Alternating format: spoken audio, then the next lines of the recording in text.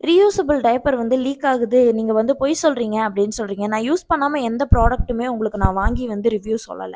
இதுல வந்து எப்படி யூஸ் பண்றதுன்னு சொல்றேன் வாங்க. ஃபர்ஸ்ட்டு கீழ வந்து ஒரு எலாஸ்டிக் குடுத்துருக்காங்களா, அந்த எலாஸ்டிக் வந்து கீழ டைட்டா இருந்தா மட்டும் தான் லீக் ஆகாது.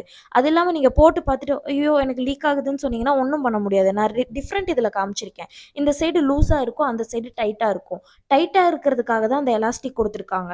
லூஸா இருக்கும்போது அது லீக் ஆக தான் செய்யும். மேல இருக்கிற பட்டன அட்ஜஸ்ட் பண்ணி தான் நீங்க போடணும். அதுக்கேத்த மாரி. நான் அந்த சென்டர்ல இருக்கிற பட்டன கூட விடமாட்டேன். உங்களுக்கு டிஃபரெண்ட் இருக்கணுங்கிறதுக்காக மட்டும் தான் வந்து இந்த லூஸா போட்டு காமிச்சிருக்கேன். தென் நான் நெறைய டயப்பர்ஸ் வந்து யூஸ் பண்ணியிருக்கேன். மோஷன் போறத கூட நான் உங்களுக்கு எடுத்து காமிச்சிருக்கிறதுக்கு ரீசன் லீக் ஆகல அப்படின்னு சொல்லிட்டு தான். எல்லாமே வந்து நம்ம யூஸ் பண்றத பொறுத்து தான் இருக்கு. யூஸ் பண்றது கரெக்ட்டா யூஸ் பண்ணணும். இது வந்து பார்த்தீங்கன்னா, நான் வந்து அவனுக்கு மோஷன் போறதுக்கு யூஸ் பண்றது. இது வந்து யூரின் போறதுக்கு. யூரின் போம்போது இதுல வந்து இந்த பார்டர் இருக்குல்ல, அந்த பார்டர் மட்டும் ஈரமாகும். அப்படி ஈரமாகும்போதே, ஓகே அவன் 2 டைம்க்கு மேல யூரின் போயிட்டான் அப்படின்னு சொல்லிட்டு நான் சேஞ்ச் பண்ணிருவேன்.